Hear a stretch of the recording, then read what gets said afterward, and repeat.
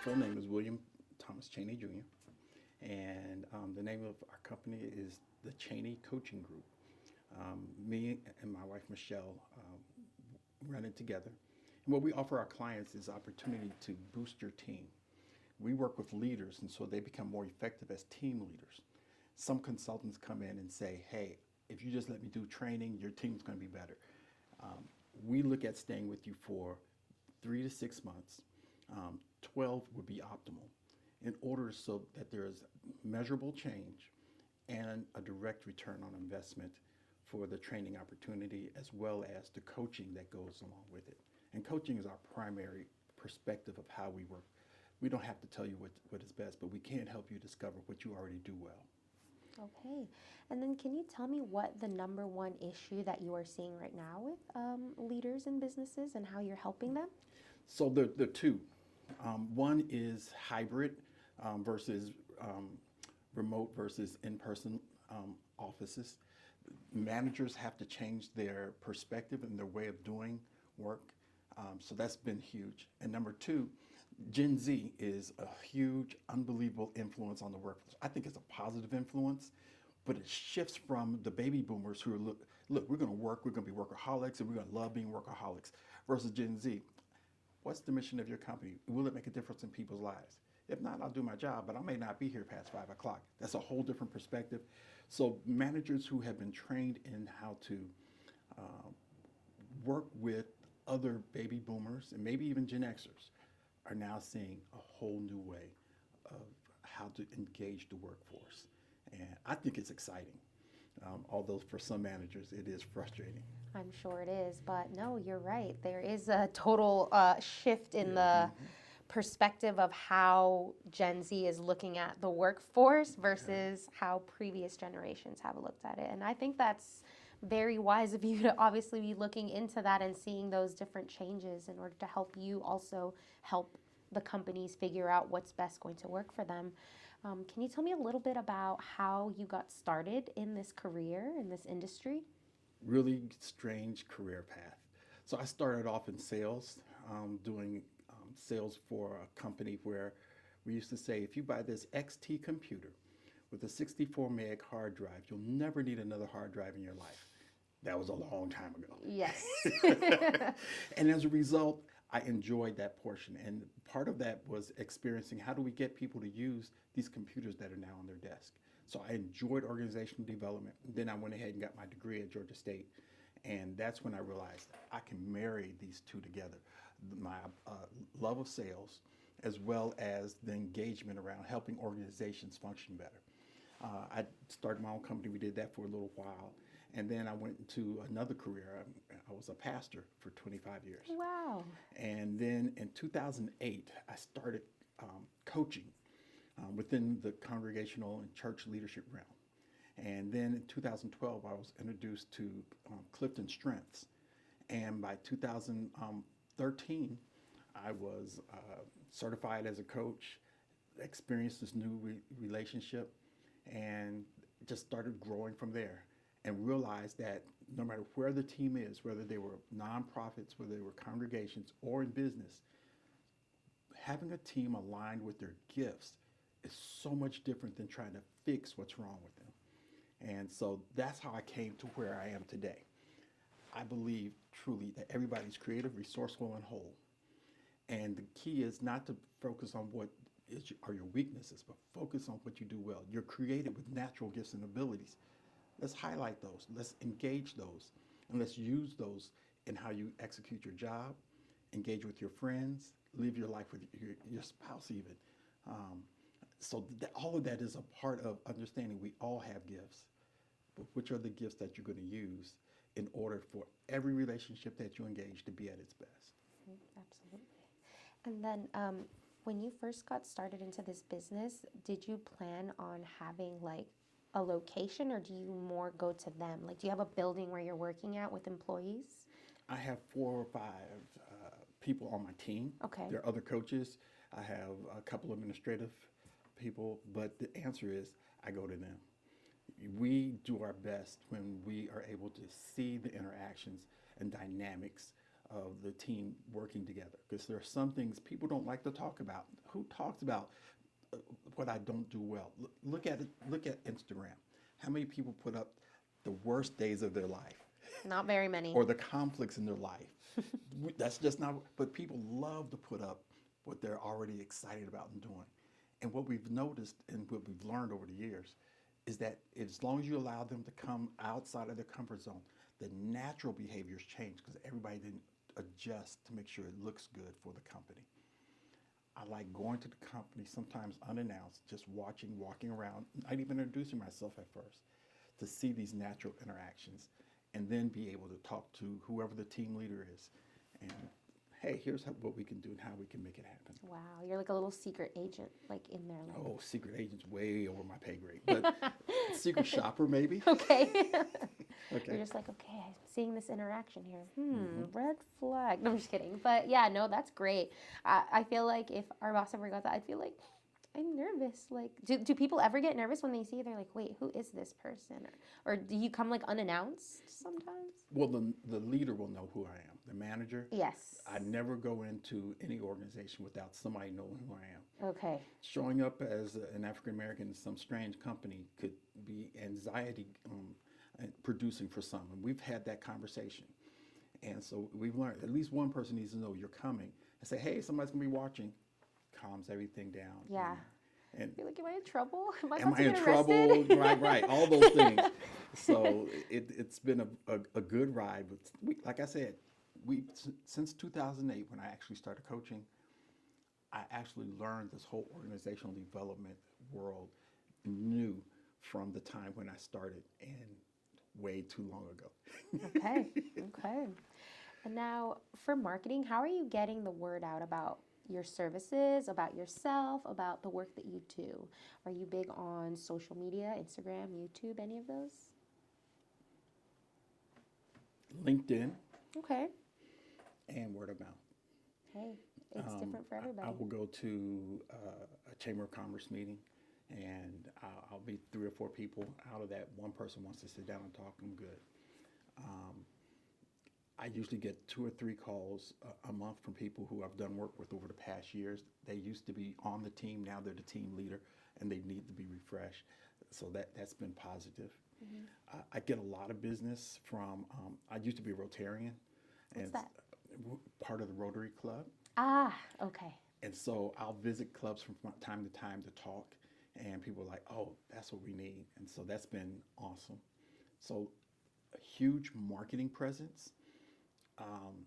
I wouldn't say huge. I'd say really moderate at best. But the years of engaging continuously have really worked well for me. Mm-hmm. That's awesome.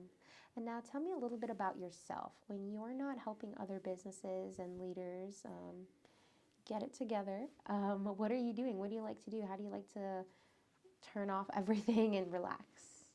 The exact opposite of what you're saying. Okay. I turn on my keyboards and it gets loud. I love to jam with other folks as well as myself. But it's about the music, just being able to take time and create and engage. Yeah. I like theater. I like going and watching musicals. That's my daughter and I have 2 things that's our thing, daddy-daughter time. Either we're at a musical somewhere or we're at a Marvel movie. And so those are the 2 things. Somewhere around the creative world, I'm doing something to disengage.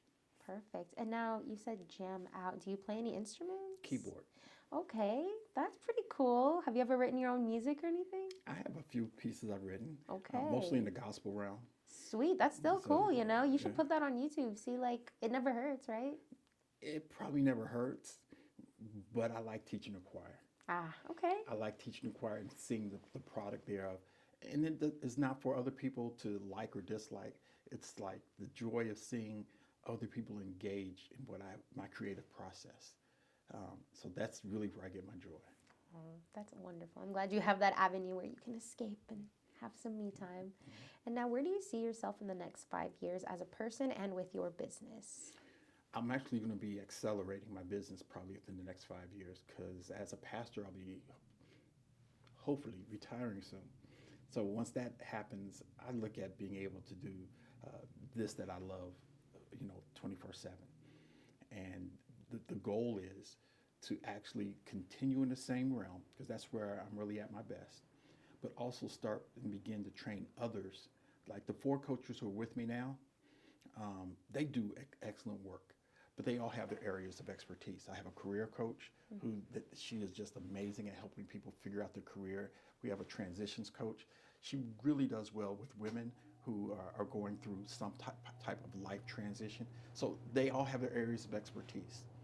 I would love to be able to train and to engage others who want to understand organizational development, leadership development, and working at building teams. So if I'm able to engage 20 to 25 people who want to do that, they do it on their own, coming out of this experience that I've had, that would probably be my greatest joy. Oh, wow. Well, I wish you the best of luck with that. I'm sure you won't have any trouble finding more people that align with your ideas and values. So that's awesome.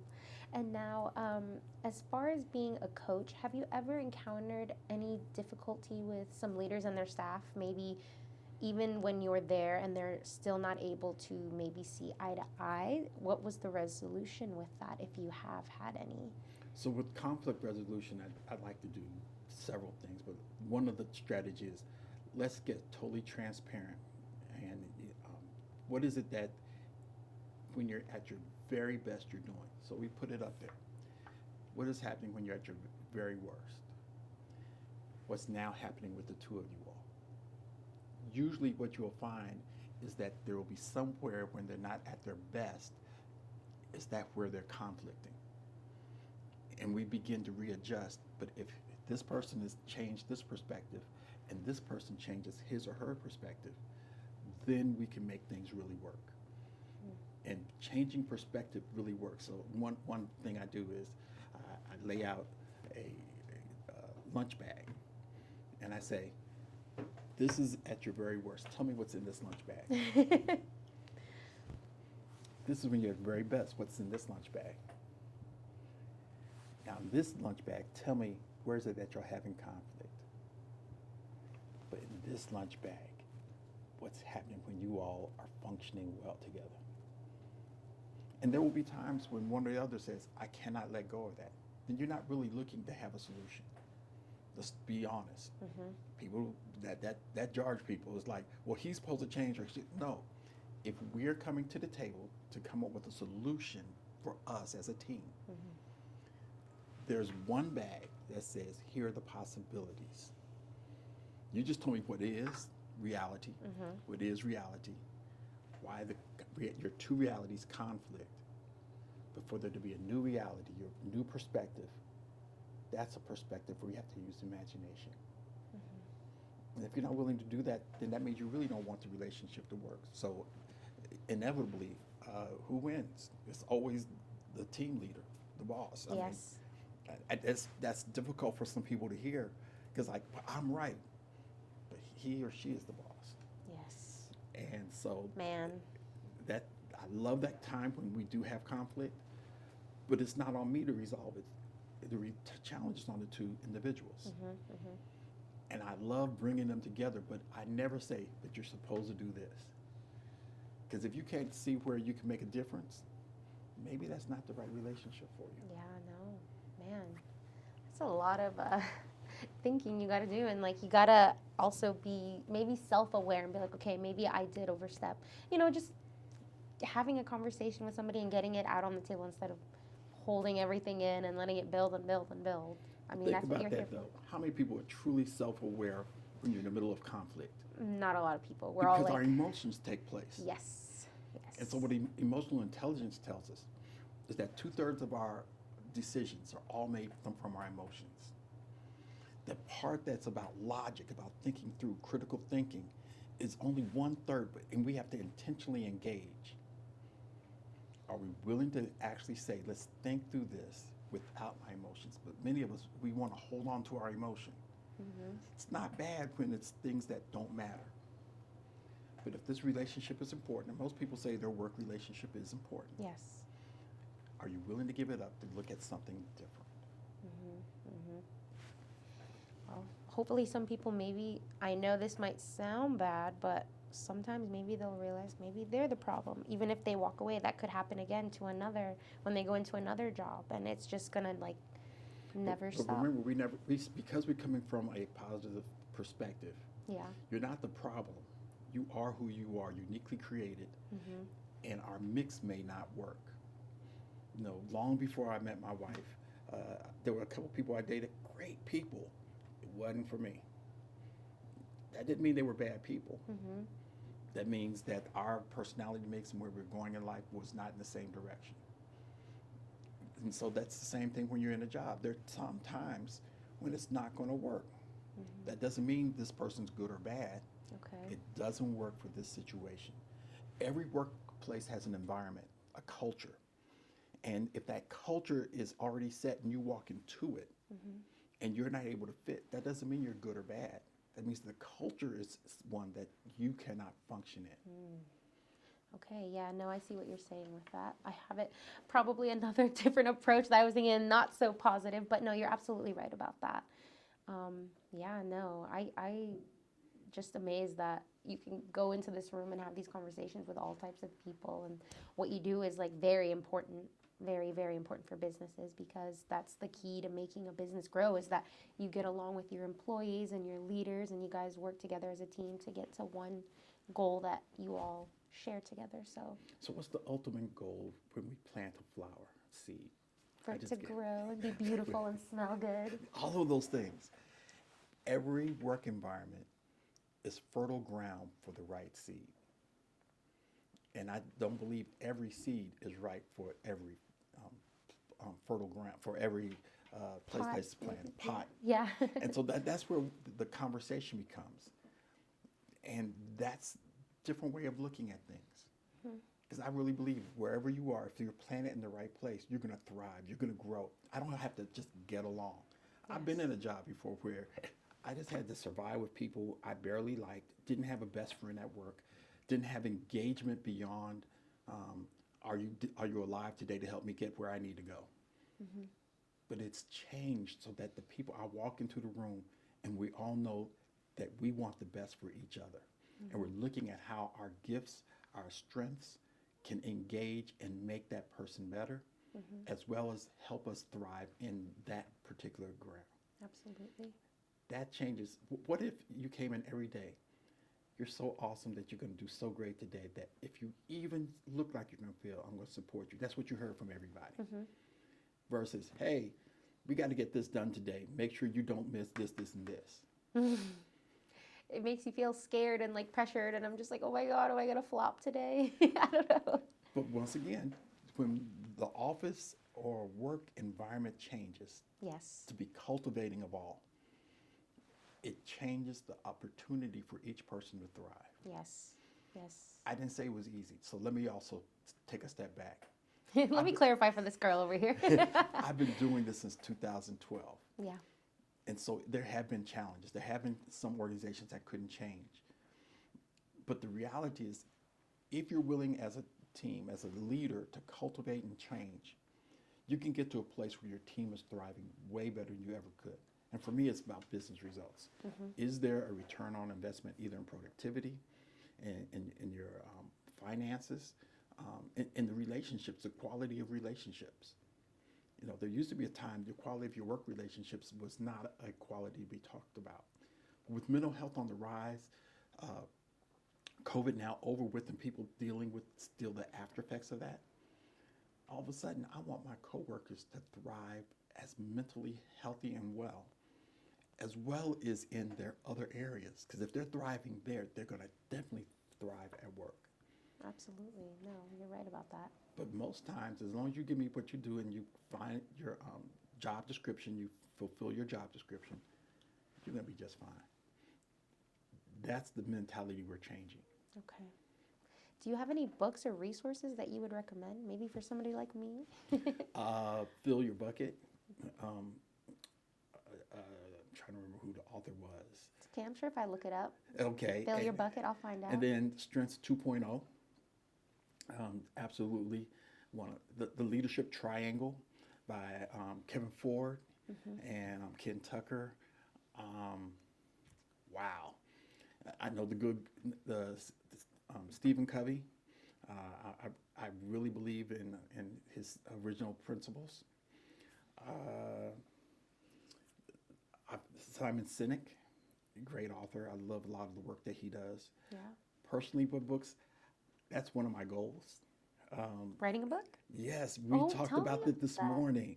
The talk about the conversation with my team was, look, every day you're going out, you're spouting all this information, you've read these books, you've synthesized this, and you're quoting everybody else, but nobody can quote you. I was like, I'm okay with that. They said, we're not. We're not. You're writing a book. And so that's where we are now. We've come to the conclusion. And so I hired a writing coach, and, I am great being able to talk about everything that is going on. Yeah. Sitting down and writing for long periods of time, I've been known to take a nap or two. And so we've come up with a strategy. The same questions and prompts that she would ask on paper, she's now asking me in person, and we're recording them. Perfect. And so we're going to get there, just through a different, because when we look at my, top 5 strengths, communication is number 1. Mm-hmm. And she was like, oh, I got you. I know what to do. And so this has been, 2 weeks now in the works. Okay. And this morning was okay, you don't have a say in this anymore. This is what you're doing. I love that. But that's part of the team. Our team is, how do we help each other be at their best, not just for the jobs we're doing, but for everything that has to get done. Yeah. Have you come up with a title yet, or is it too soon to say? It's too soon yet. Okay, But cool. it's going to be around, how do you lead teams effectively? Okay, and any particular idea of when maybe this book would be out? Maybe next year?